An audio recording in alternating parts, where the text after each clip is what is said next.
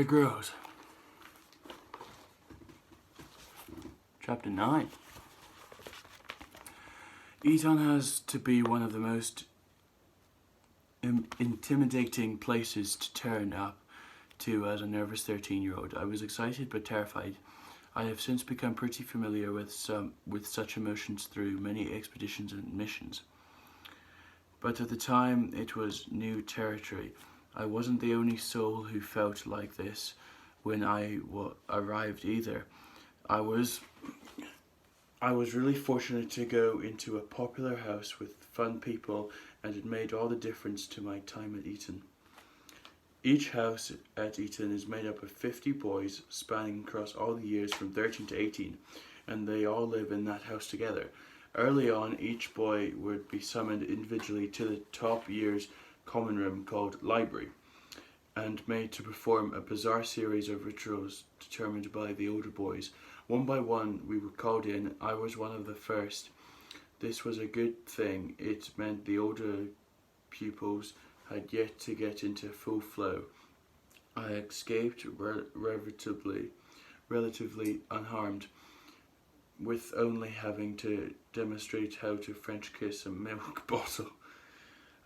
I and a couple of my best friends started climbing the huge old oak trees around the grounds, finding monkey roots through the branches that allowed us to travel between the trees and up above the ground. It was brilliant, and we soon had built a real-life Robin Hood den with full-on branch swings, pulleys, and balancing bars high up in treetops. Note to self: test rafts before committing to big rivers. In between many of these antiques, we had to work hard academically, as well as dress in ridiculous clothes consisting of long tailcoats and waistcoats. The school regime dictated that even if we wanted to walk into the neighbouring town of Windsor, then we had to wear a blazer and tie. This made us prime targets for the many locals who seemed to enjoy an afternoon of beating up the Eton Toffs. My goodness, I'm not there. Flush his head down the toilet was an early suggestion.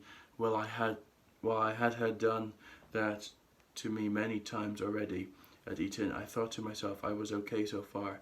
Then they suggested defecating in the loo first. Now there is a greater embarrassment for a young teenager than being discovered to not have any pubes. And they didn't.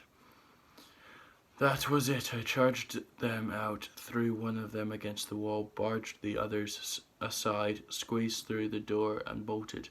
They chased after me, but once I reached the main floor of the McDonald's, I knew I was safe. I waited with my friends inside until we were sure the thugs had all left, then cautiously slunk back across the bridge to school. I think we actually waited for 2 hours to be safe. 4 teachers. Fear teachers' great patience. Well, that is it. I will see you in the next video tomorrow.